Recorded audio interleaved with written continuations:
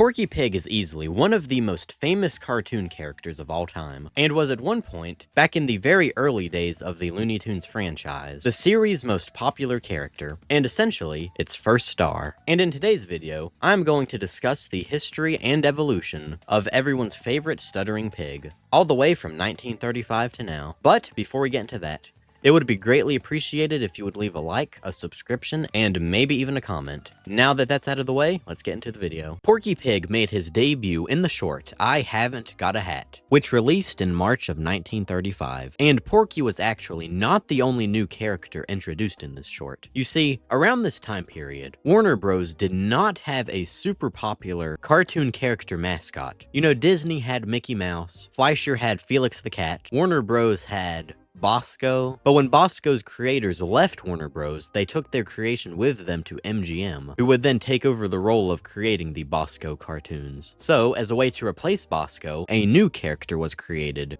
Buddy. But, nobody liked Buddy, so it was necessary to find a new star character. And in the short, I Haven't Got a Hat, several characters were introduced that could maybe serve as their cartoon star. The characters introduced were Porky Pig, Beans the Cat, Little Kitty, Ham, X, and finally Oliver Owl. In the short, all of the characters that I just mentioned participate in a recital, and since this video is about Porky, I'll just talk about his role in the short, where he recites the poem Paul Revere's Ride, and Porky struggles to recite the poem as he has a bad stutter, which, as you probably know, would be a defining feature for the character. And fun fact, Porky's original voice actor, Joe Dougherty, who voiced Porky in this short, and would go on to voice him for about 2 years, had an actual stutter. So this was not a fake stutter done for the character, it was real. But the voice was sped up to make it sound higher pitched, as Porky was meant to be a child in the short. Hardly a man is now alive.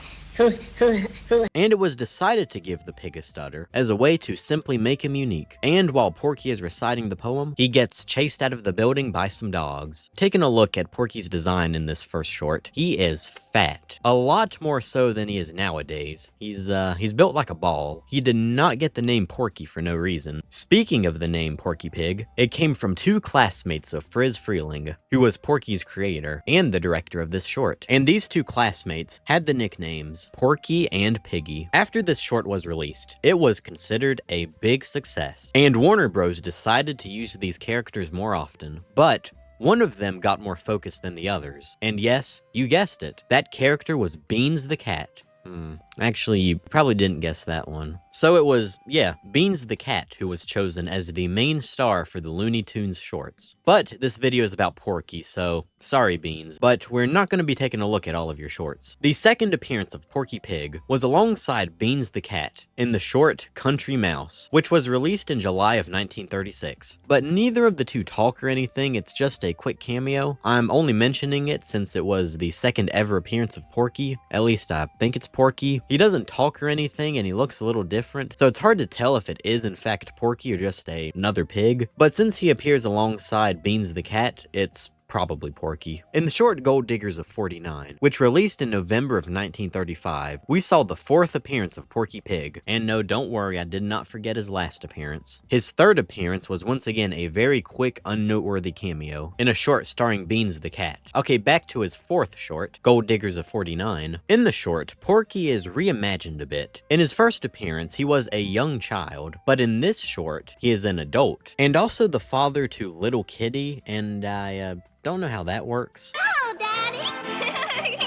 Well, here's my daughter. And you may not have thought that it was possible, but Porky is even fatter here. Porky would continue to appear in shorts with Beans the Cat, and Bean was the main character in these shorts. But general audiences liked the Stuttering Pig side character more than Beans. So in April of 1936, Porky was given his time to shine, and would star in the short, The Blowout. In the short, Porky was once again a small child, and has a ravenous appetite, which leads to him trying to get some quick cash so that he can buy an ice cream soda. And to make a long story short, he ends up helping the police catch a wanted criminal, and he gets the $2,000 reward, which, adjusted for inflation, is about $46,000. Now, what could a child spend $46,000 on? Well, ice cream soda, of course. So he buys an absolutely absurd amount of ice cream soda with his reward money. This, as I said earlier, was the first time that Porky starred in a short by himself, and seemingly was enough of a success in the eyes of Warner Bros., as the decision was made to drop Beans, and to instead have Porky be the star in the shorts. So Beans starred in his final short in April of 1936, titled Westward Woe. Beans appeared in the short alongside Little Kitty, Ham, X, and Porky, and this was the final time that the characters from I Haven't Got a Hat were used as main characters. They did continue to make some cameos here and there though, except Porky of course. He was now a main character. Also, with the exception of Oliver Owl for some reason, he wasn't retired until 1940. So now Porky Pig was the Looney Tunes series' main character, and kind of like the series' first major star. In the short Plain Dippy, which also released in April of 1936, we got the first short that was officially part of the Porky Pig series. In the short, Porky, who is back to being an adult, joins the military. To be more specific, he joins the Air Corps. And while watching the short, I was very surprised when Porky revealed his full legal name.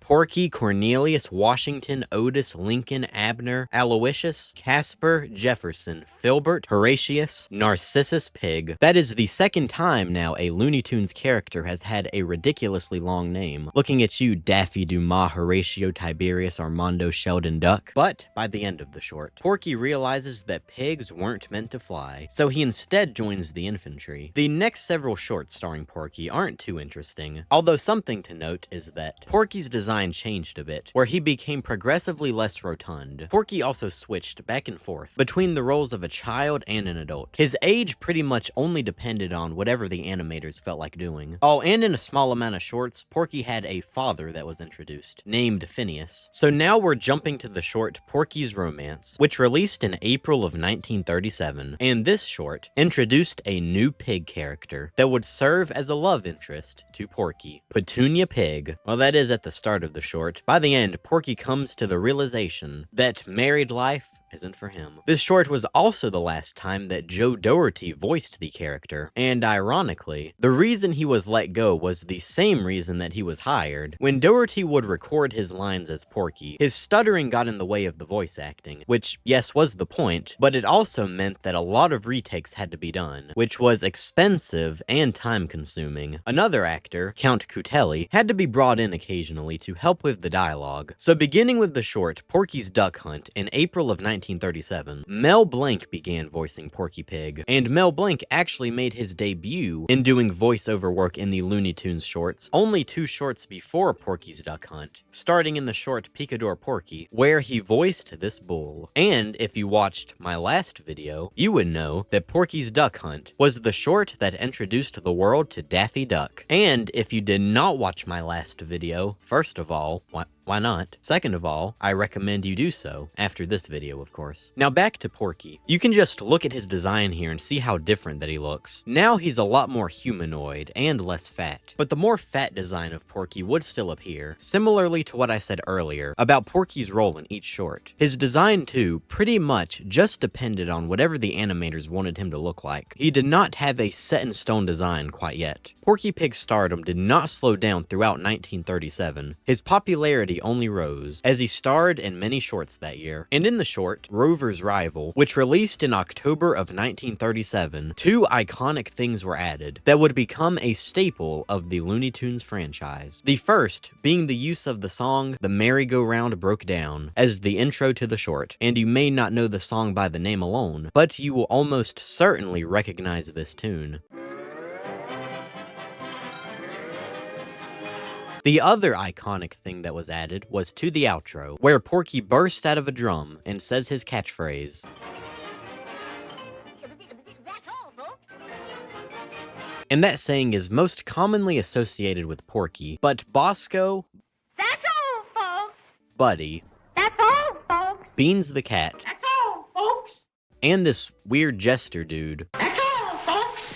had all previously ended some shorts with the line, albeit without the iconic stutter. Around the end of the 1930s, Porky's role in the shorts was standardized by Bob Clampett, a common director for the Looney Tunes shorts, and would direct several of them. Porky would no longer switch between an adult and a child. He was placed right in the middle as a young adult, who was more intelligent and would essentially serve as a nice yet naive everyman. And the shorts would just be about him having to roll with whatever weird things were going down in the shorts. A good example of Porky having to deal with pure insanity is the short Porky in Wacky Land, which released in September of 1938. In the short, Porky travels to Wacky Land, which is apparently in Africa, and here he plans to capture the last of the dodo birds. And Wacky Land did not get that name for no reason. It is an absolutely insane place. Just look at this. I don't even know how to describe what's going on here. Anyways, by the end of the short, after the dodo runs for a bit, Porky catches him, but it's revealed that he is in fact not the last of the dodos. There's a pretty large amount of them. Porky's popularity started to decline after the introduction of Daffy Duck in 1937. Porky was pretty much like a straight man character, which was a very common cartoon character archetype at the time. And with the introduction of the insane screwball Daffy, audiences were much more drawn to his personality, which was more new and fresh. So this led to a steady decline of shorts starring Porky in the early 40s, and Daffy would begin to become a much more prominent character. While Porky would star in some shorts by himself, but he would also play second fiddle to Daffy, as kind of like his sidekick, or as an antagonist to Daffy. Now, Porky was not a villainous antagonist, just more so a foil to Daffy's craziness. And if you think about it, this is kind of similar to what happened with Porky and Beans the Cat. Beans the Cat was the main character for a while, but general audiences liked the side character Pig more, so Porky became the main star. But when Daffy was introduced as a side character, he became more popular than Porky. The major difference between this comparison, though, was that opposed to Porky, Beans was completely canned. Wait a minute. That pun was completely unintended. I am reading the script right now, and I just put it together that beans and canned kinda seems like I was trying to make a joke with that. But like I said, Porky was just used less as opposed to being completely gotten rid of like Beans was. In the short, Porky's Hare Hunt, which released in April of 1938, Porky and Daffy would get new competition as Bugs Bunny was introduced. Now this was a very early version of Bugs, but once he was reworked over the years, he overtook both Porky and Daffy in popularity. In the 1950s, Porky would most notably star with Daffy in some shorts that were parodying famous stories and movies, such as Duck Dodgers in the 24th and a half century and Robin Hood Daffy. In these shorts, which were directed by Chuck Jones, Porky's role was set as a straight man who would go along with Daffy's antics, and in some of the shorts that were directed by Robert Mckimson, he too would follow this formula of teaming up Daffy with Porky serving as a sidekick, while Daffy would portray the main character in the parodies. Another pair-up that Porky was a part of was with Sylvester the Cat. That's a new character that I haven't brought up before, and this was in the mid-50s, in shorts once again directed by Chuck Jones. And these have a pretty typical formula, where Porky and Sylvester would travel somewhere, and Porky would take the role of a pet owner to his cat Sylvester, and the extremely skittish Sylvester had to protect Porky from threats, such as aliens and evil mice who want to hang Porky. So Sylvester protects him, and the actions that Sylvester takes to protect Porky usually end with Porky getting upset at Sylvester's antics, as he thinks nothing's wrong. Don't be such an idiot. What are you, manic depressive or something? In the 1960s, the Looney Tunes shorts, and theatrical cartoon shorts in general, became less popular, leading to Warner Bros. Stopping work on the Looney Tunes shorts, since they shut down their animation studio. Now, this did not mean that the shorts would stop altogether, they were just animated by different studios, which also led to a decline in quality. During the era of theatrical Looney Tunes shorts, Porky's final short as a main character would come in Corn on the Cob, which released in July of 1965, where he would serve as Daffy's cop partner. Now, Porky's final appearance in a short during this era, where he would just appear and not be in a starring role, would be in Mucho Locos, which released in February of 1966. And his appearance in this short wasn't even new. In the short, a bunch of clips from older cartoons play as sort of like a compilation, and one of those was Robin Hood Daffy, which Porky appears in. Yeah, that was Porky Pig's final final appearance during the golden age of Looney Tunes. Pretty lackluster. But just like I mentioned in my last video, this was not the end of the Looney Tunes characters, as they, and their shorts, moved over to television, and Porky actually got his own show that first aired in 1964, titled The Porky Pig Show, which had some new pieces of animation made for it. But the show was mostly just a compilation of older Looney Tunes shorts, and since it was called The Porky Pig Show, naturally, he was the host. Porky Pig would continue to appear in Looney Tunes television content, and a lot of it was just reruns and compilations of the older Looney Tunes stuff. But every once in a while, actual new content was made, like, for example, in the made-for-TV film, Daffy Duck and Porky Pig meet the Groovy Ghoulies. Now, I said it in my last video, and I'll say it again, this movie sucks. In November of 1980, the short Duck Dodgers and the Return of the 24th and a Half Century was released, and I probably should have discussed this in my last video, but I kinda missed it. The short was made for television, and would first air during a made-for-TV special titled Daffy Duck's Thanks for Giving Special, but the short included in the special would eventually have a theatrical release. And what's interesting about the short is that it was the first Porky and Daffy team-up cartoon in about 15 years, and as the title suggests, it was indeed a sequel to the 1953 short Duck Dodgers and the 24th and a Half Century. Porky Pig's next notable appearance would come in the 1988 film Who Framed Roger Rabbit, where Porky ends off the movie with his iconic line, That's all, folks.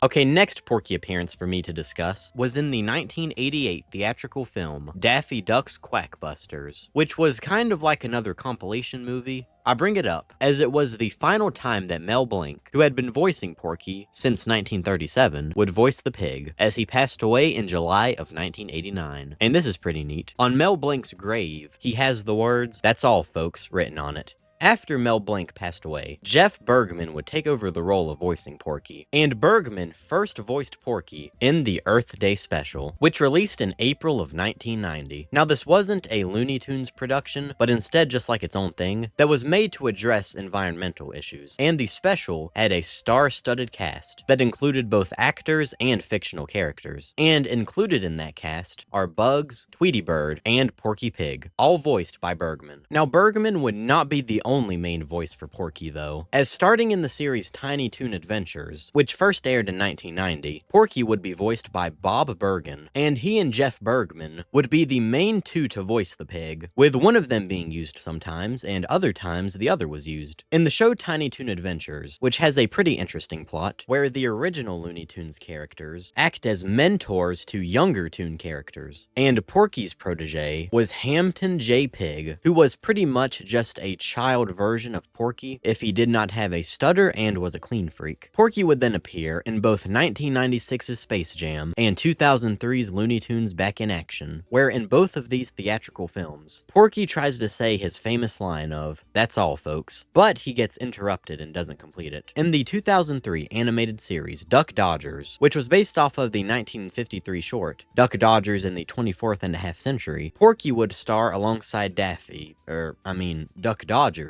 as Space Cadet, where the two would protect the galaxy from threats, most notably the Martians. And now we're jumping up to the year 2011 with the Looney Tunes Show, which was a pretty different take on the Looney Tunes franchise, where it was now pretty much like a sitcom with the Looney Tunes cast. Porky in the show is the friend to Bugs Bunny and Daffy Duck, and usually is hanging out with at least one of them. His personality is similar to Daffy's, as both characters are pretty dumb, but while Daffy is a selfish idiot, Porky is more so a gullible idiot, where his naiveness and kindness usually get him into trouble. In the 2015 animated series Wabbit, which was later renamed to New Looney Tunes, the original Looney Tunes characters had their designs and personalities changed, so that they were like they were whenever they were first introduced. So Porky was now once again an incredibly fat adult pig. And I could be wrong about this, but after watching a handful of clips from the show, from what I can tell, Porky's stutter seems to be more intense, like he has a harder time getting his words out. And as this iteration of Porky was based off of his appearances in the 1930s, maybe this was made to be like Joe Dougherty's Porky voice, as when he voiced Porky, the stutter was also worse, but I very well could just be looking too deep into it.